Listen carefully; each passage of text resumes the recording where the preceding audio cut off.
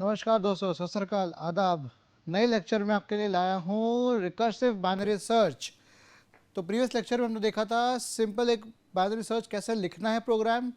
इसमें मैं ये स्पेशल लेक्चर, ये प्रेजेंटेशन आपके लिए सिर्फ और सिर्फ रिकर्सिव बाइनरी सर्च के ऊपर है।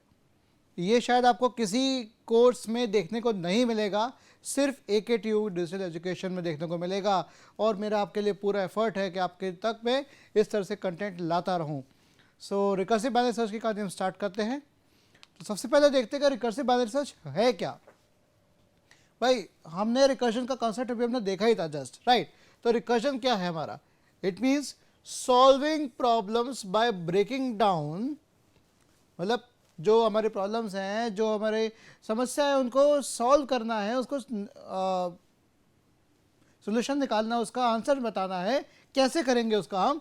बाय ब्रेकिंग डाउन, उसको तोड़ना है a complex problem, right, into smaller problems and then solving it step by step.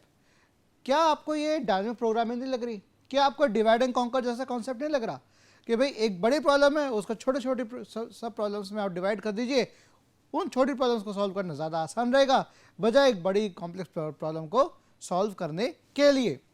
तो बाइनरी सर्च जो हमारा है वो क्या मतलब है कि भाई फाइंड एन आइटम या element in a sorted array by repeatedly dividing the search interval into two halves. जो सर्च इंटरवल है मेरा इतना बड़ा, उसको आधे आधे में डिवाइड करते जाओ और एलिमेंट फाइंड करते जाओ। जो भी एलिमेंट हमें ढूंढना है उसको उसकी खोज में लगे रहो। जो रिकर्सिव बाइनरी सर्च है means to subdivide the entire binary search process to smaller problems. सीधी सी बात है, हम यहाँ पर स्टेप बाय स्टेप कर रहे हैं सिंपल एक फंक्शन के द्वारा। अब हम रिकर्शन के द्वारा करेंगे। एक ही फंक्शन बनेगा, उस फंक्शन को बार बार कॉल किया जाएगा और एरे डिवाइड करते जाएंगे हम।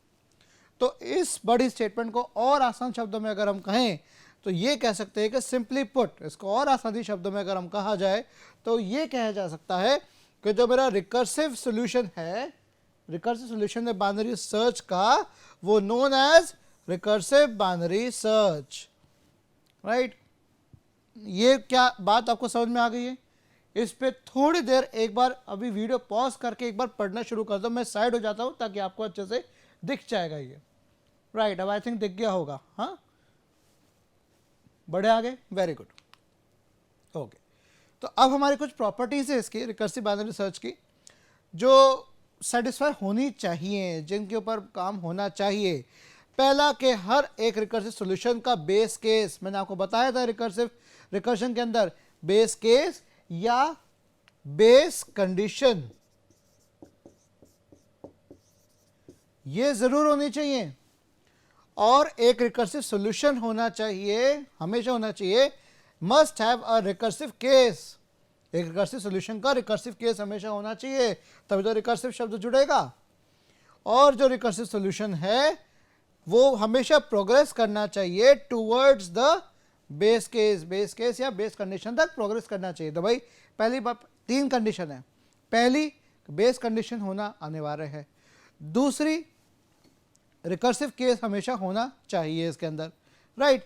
और तीसरी यहां पर हमारी बात आती है कि ये प्रोग्रेस करना जरूरी है। ये नहीं कि शुरुआत तो हमने कर ली, बेस कंडीशन ये रही, बढ़ रहे नहीं आगे। तो अगर ऐसा है तो फिर हमारा रिकर्सिव बाइनरी सर्च नहीं होगा, या कोई रिकर्सिव कोई भी एल्गोरिथम जो हम काम कर रहे हैं या जितने रिकर्सिव सॉल्यूशंस हैं वो काम कर रहे हैं। तो इन तीन कंडीशन के ऊपर रिकर्सिव सॉल्यूशन की प्रॉपर्टी बैठती है। तो बेस केस है क्या?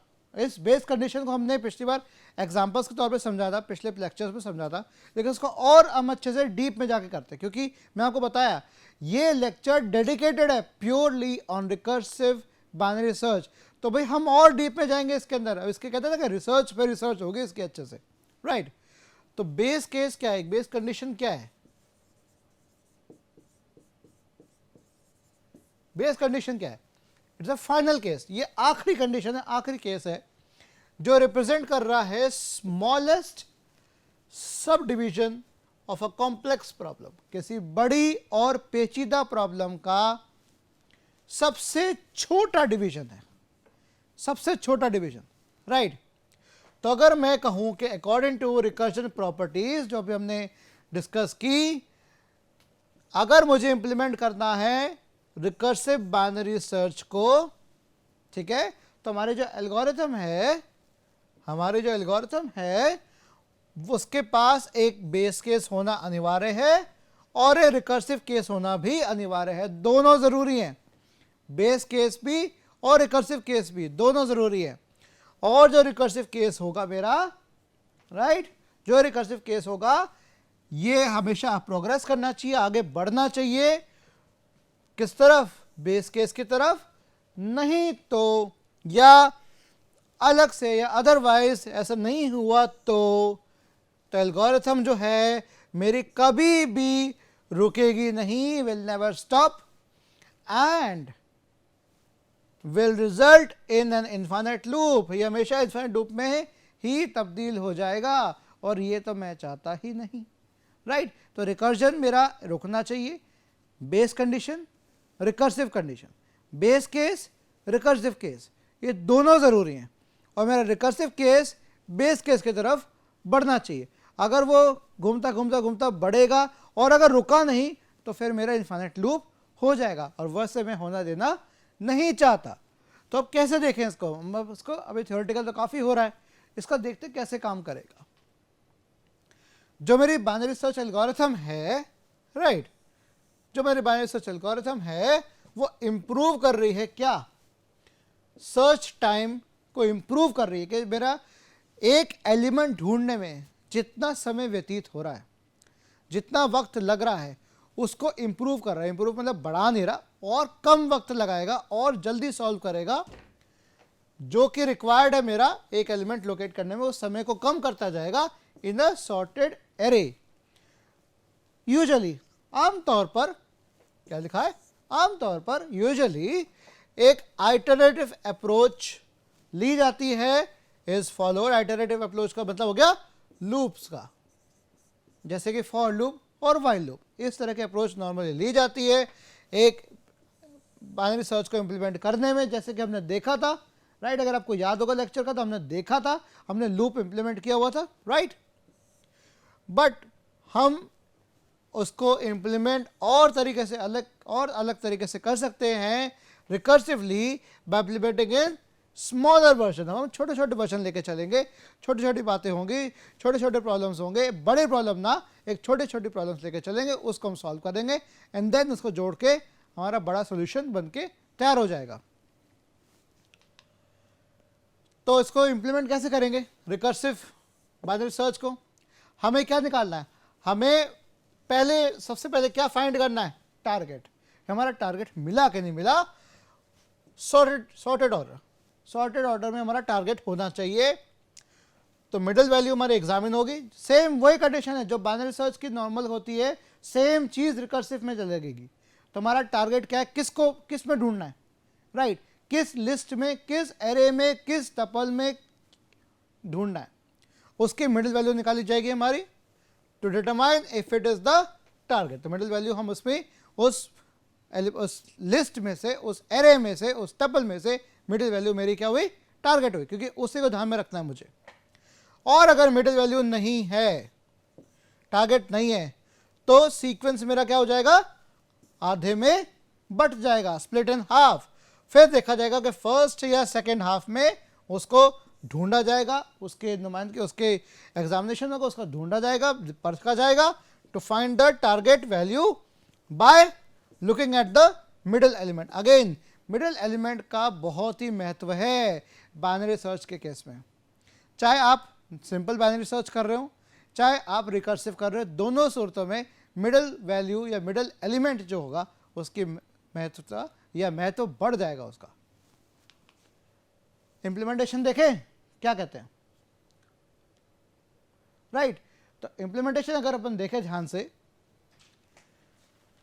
Binary underscore search underscore recursive, ये नाम की मैंने क्या बना रखा है? क्या बना रखा है? फंक्शन है ना, डेफ से फंक्शन बनता है। फंक्शन का नाम ये हो गया, एक एरे पास कर रहा हूं, एलिमेंट पास कर रहा हूं, स्टार्ट और एंड, ये चार चीजें पास कर रहा हूं मैं इस फंक्शन के अंदर। मैंने कहा कि भाई अगर मेरा स्टार्ट एंड से बड़ा है, क्या मतलब समझे? अगर मेरा स्टार्ट एंड से बड़ा है, ये तो बात है ना वही, मतलब स्टार्ट मेरा 0 से होना है, एंड क्या होना है। तो अगर ये उल्टा हुआ तो उल्टा तो चल नहीं सकता, स्टार्ट मेरा एंड से बड़ा हो नहीं सकता, राइट। तो अगर ऐसा है तो क्या कर दो, -1 भेज दो कि भाई साहब नहीं हो पाएगा, ये है तो बना ही नहीं मामला। अगर अब एल्स लिखने की ज़रूरत हमें नहीं पड़ी, क्योंकि यहाँ पर मैं मेंशन कर रहा हूँ मिड की वैल्यू। तो मिड क्या हो गया मेरा, स्टार्ट और एंड दोनों को जोड़कर ये मेरा क्या हुआ, इंटीजर डिवीजन, इंटीजर डिवीजन, या मैं कह सकता हूं फ्लोर डिवीजन। तो फ्लोर डिवीजन किया 2 से, क्या आएगा, इंटीजर में आंसर आएगा मेरे पास। और अगर एलिमेंट मेरा उस एरे के मध्य में है, उस एरे के मिडल एलिमेंट पे बैठा हुआ, मिडल इंडेक्स पे बैठा हुआ है, तो क्या करें, रिटर्न करो भाई, सीधी सी बात, निकालो, मिल गया तो निकलो आओ। अगर मेरा एलिमेंट, सेम चीज़ हो रही है, देखिए ये रिकर्सिव अभी देखो कैसे काम कर रहा है, अभी तक तो आपका सेम है, राइट, सिंपल बाइनरी सर्च के एकदम सेम है आपका। अब क्या हो गया, एरे के मिड से अगर एलिमेंट छोटा है, तब देखिए क्या कर रहा हूं मैं, रिटर्न कर रहा हूं। क्या रिटर्न कर रहा हूं, बाइनरी अंडरस्कोर सर्च रिकर्सिव, इसी फंक्शन को मैं कॉल करने का प्रयास कर रहा हूं विद एरे, राइट, और एलिमेंट और स्टार्ट और एंड में क्या दूंगा, बताओ क्या दे रहा हूं, मिड -1, है ना। क्या देखा था हमने, एल्गोरिथम देख चुके, बाइनरी सर्च की प्रीवियस लेक्चर में एल्गोरिथम हम देख चुके, तो अब आपको पता लग गया कि अगर लेफ्ट साइड में है तो स्टार्ट से लेकर मिड -1 तक, मिड के -1, स्टार्ट से लेकर मिड से -1 तक, तो मिड से -1 तो मेरा आ गया यहाँ पर, राइट। एंड देन एल्स, अगर ऐसा नहीं है इसका मतलब एलिमेंट मेरा बड़ा है, किससे, उस मिडल इंडेक्स पे बैठे हुए एलिमेंट से। अगर वो बड़ा है सर्च करने वाला, तो हम क्या करेंगे, बाइनरी सर्च रिकर्सिव, और एरे पास किया, एलिमेंट पास किया, और अब स्टार्ट क्या बदल जाएगा, mid +1, mid +1 towards and, mid +1 and.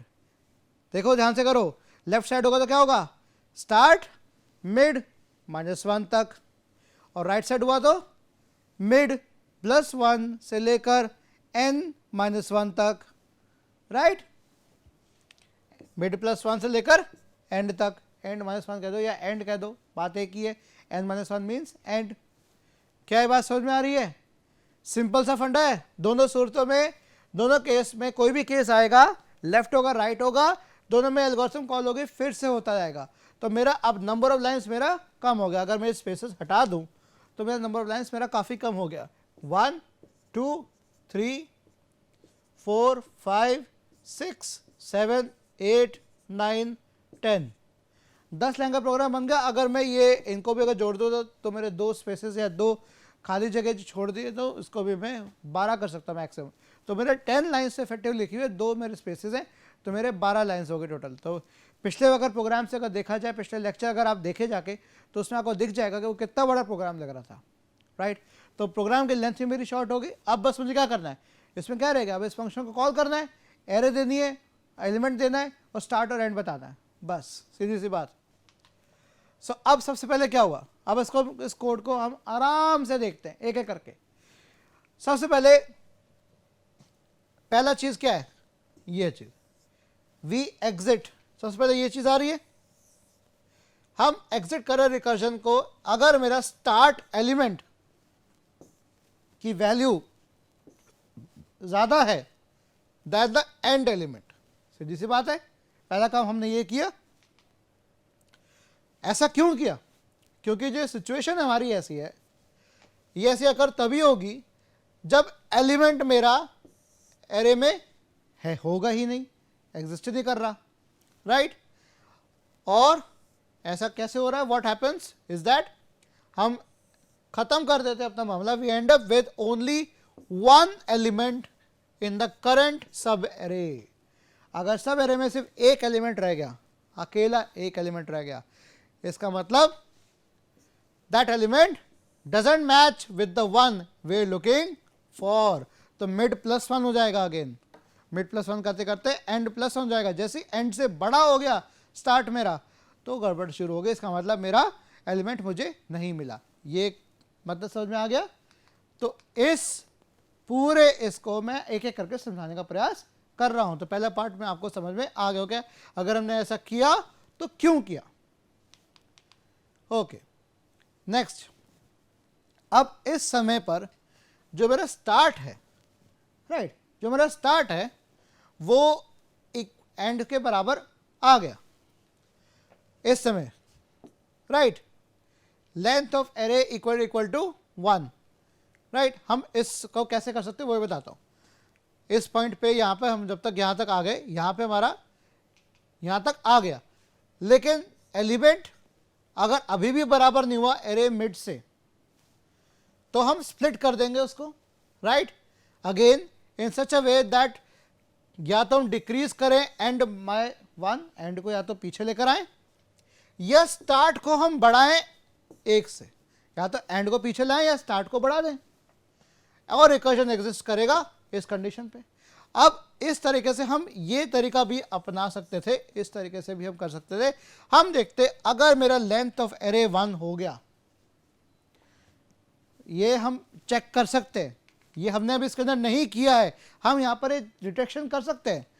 क्या कर सकते हैं, अगर मेरी लेंथ है एरे की, अगर मेरी वो 1 के बराबर हो जाती है, तो और एलिमेंट अगर मेरा मिड एलिमेंट में मुझे मिल जाता आखिर में, एक रह गया, एक आखिरी रह गया, और वो आखिरी वो मिड एलिमेंट ही है, वो मेरा एलिमेंट मिल जाता है जो मैं सर्च कर रहा हूँ, तो चलो कर दो, नहीं तो -1 कर दो।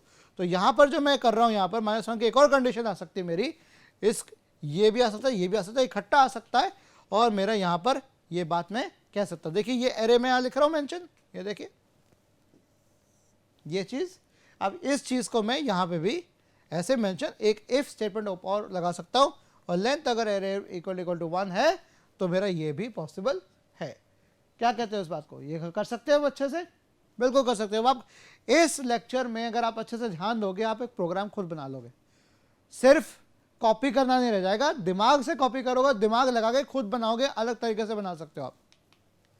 ओके, अब बाकी का जो कोड है वो चेक कर रहा है, does the check middle element, वो कर रहा है, चेक कर रहा है मिडल एलिमेंट को, क्या वो जो नंबर हम खोज रहे हैं वो मिडल से छोटा है या बड़ा है। कंटिन्यू करो, सर्च को ढूंढना अपना कंटिन्यू रखो, जारी रखो in the appropriate half of the array logic. तो check middle element, continue search in appropriate half of the array, इस तरह के लॉजिक पे काम करना शुरू कर देता है बाकी का कोड। अगर छोटा है तो लेफ्ट साइड, बड़ा है तो राइट साइड।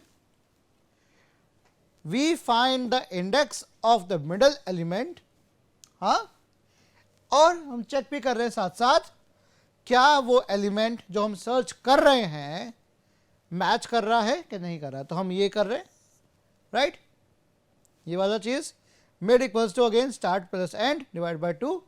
ये कौन सा डिवीजन है, इंटीजर डिवीजन है, ये निकाल लिया हमने, और एलिमेंट मेरा क्या हो गया, इक्वल टू एरे मिड। तो क्या कर देगा, रिटर्न मिड, ये रिटर्न कर देगा। तो इसके अंदर हम क्या कर रहे हैं, हमने यहाँ पर कोड क्या काम कर रहा है, वहाँ कह रहा है कि भैया कहाँ पर क्या मिलेगा, राइट, मिडिल एलिमेंट को चेक करो, और अगर वहाँ मिलता है तो बल्ले बल्ले, नहीं मिलता तो एप्रोप्रिएट हाफ में जाओ। अब एप्रोप्रिएट हाफ में कैसे जाएगा, कुछ इस प्रकार जाएगा जी, continue the search in the left half, continue the search in the right half. अगर छोटा है तो लेफ्ट में जाएगा, बड़ा है तो राइट में जाएगा, right. If it doesn't check, we check whether the element is smaller और क्या, स्मॉलर और larger than the middle element.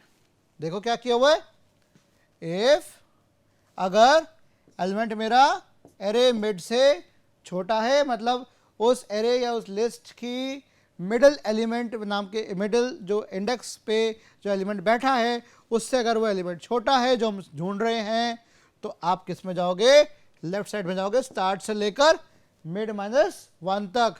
बताया था ना, ये 0 है, या मैं कहूं इसको हटा के करूं स्टार्ट, ठीक है, फिर ये आ गया मेरा एंड और ये आ गया मिड, यहां तक मिड -1, यहां तक मिड +1। अगर लेफ्ट साइड मिला तो स्टार्ट से लेकर मिड -1, और इसके आगे राइट साइड मिला बड़ा है तो मिड +1 से एंड तक। यही चीज हो रही है, हर बार ऐसा छोटा होता जाएगा, हर एक के 2 पार्ट बनते जाएंगे, एक इधर, फिर हर बार एक इधर, इस तरह से बनता जाएगा। तो इसका टुकड़े होते जाएंगे जब तक हमारा सिंगल एलिमेंट नहीं आ जाता, तब तक होता रहेगा, या जब तक एलिमेंट नहीं मिल जाता। तो ये मेरा इंप्लीमेंटेशन हो गया। अब हम क्या दे रहे हैं, पकड़ा था डेटा इसको कि भाई समझ तो आ गया, अब इसको डेटा पकड़ाया जाता है। डेटा क्या देता है, let's go head and run this algorithm. आप इस एल्गोरिथम को रन करिए अभी, राइट, अभी साथ साथ करते हैं। अब स्लाइट मॉडिफिकेशन देते हैं, थोड़ा सा मॉडिफाई करते हैं कि भाई जो हमारा जो मॉडिफाई हम क्या कर रहे हैं कि हमारा प्रिंट आउट जो आना चाहिए वो कुछ इस तरह से आया कि भाई कौन सी सब एरे करंटली काम कर रहा है, ये मैंने करने का सोचा, राइट। तो ये थोड़ा मैंने चेंज किया, आप इसको देख सकते हैं।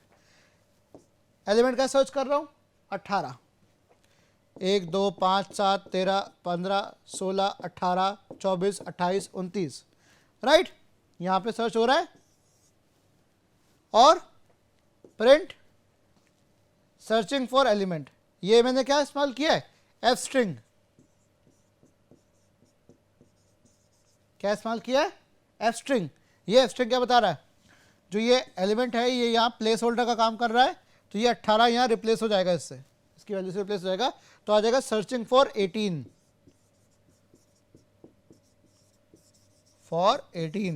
और उसके बाद नेक्स्ट लाइन से आ जाएगा इंडेक्स ऑफ 18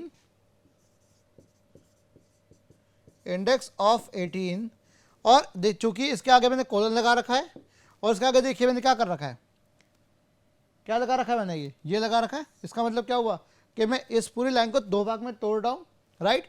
इससे आउटपुट पे कोई फर्क नहीं पड़ेगा, लेकिन हाँ पाइथन को बता दिया कि भाई ये एक बड़ी लाइन है, लेकिन मैं इसके दूसरा भाग नीचे लिख रहा हूँ, इसको अलग करके रख रहा हूँ। तो बाइनरी सर्च के एल्गोरिथम को कॉल किया, एरे एलिमेंट, एरे ये पास हो गया, एलिमेंट ये पास हो गया, 0 से शुरुआत की और एंड कर दिया लेंथ ऑफ एरे, ये पास कर दिया, तो अब मेरा काम करना शुरू हो जाएगा। अब जब होना शुरू हो जाएगा, देखिए अब सब एरे कैसे काम कर रही है। देखिए सबसे पहले स्टेप वाइज हो रहा है, देखिए अब मैं जो आउटपुट दे रहा हूँ स्टेप वाइज दे रहा हूँ मैं, ठीक है। स्टेप वाइज कैसे दे रहा हूँ, कोड कैसे रिजल्ट कर रहा है, सब एरे इन स्टेप 0। स्टेप 0 में क्या है मेरा, 1 से लेकर 29। कितने एलिमेंट है मेरे, कोई बताएगा कितना है, बताओ।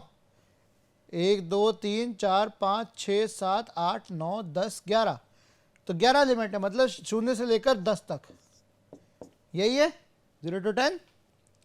तो पहले 10 एलिमेंट्स हो गए। अब चूंकि 18 है, 18 किससे बड़ा है, मिड एलिमेंट कौन सा आएगा, 0 1 2 3 4 5 आएगा, क्योंकि 0 + 10 डिवाइड बाय 2 क्या आ गया, 5 आ गया। मतलब 15 से बड़ा है पाइवट एलिमेंट, क्या आ गया, मिडिल एलिमेंट क्या आ गया। पाइवट एलिमेंट आपका आई थिंक क्विक सॉर्ट में इस्तेमाल होता है, राइट, क्विक सॉर्ट, रैडिक्स सॉर्ट, इनमें पाइवट शब्द इस्तेमाल होता है। वही चीज़ यहाँ पर मिडिल एलिमेंट काम कर रही है, सेम चीज़। तो 18 जो है मेरा 15 से बड़ा है, तो कौन सी लिस्ट को उठाएगा, इसको उठाएगा, हाँ जी बिल्कुल उठाया, 16 से 29 उठाया।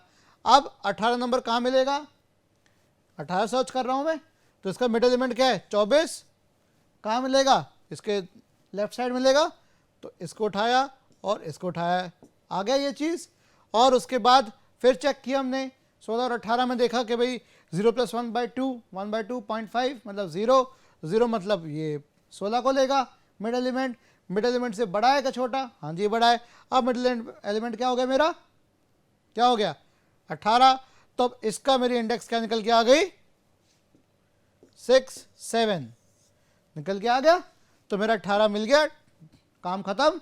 तो मेरा ये लूप कितनी बार चला, ये मेरा रिकर्शन कितनी बार चला, 4 बार चला। पहली बार 10 एलिमेंट्स थे, 11 एलिमेंट्स थे मेरे पास, राइट।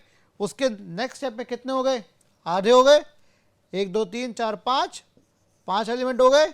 उसके बाद कितने हुए, 2 एलिमेंट हो गए, और उसके बाद 1 एलिमेंट रह गया, राइट। तो 11 5 2 1 हर बार डिवाइड बाय 2 होता जा रहा है, हर बार स्प्लिट मेरी होते जा रही है, हाफ में होता जा रहा है, तो हर बार स्प्लिट करता जाएगा, रिकर्सिवली कर रहा है, राइट। 11 साथ पे तो मिल गया, राइट।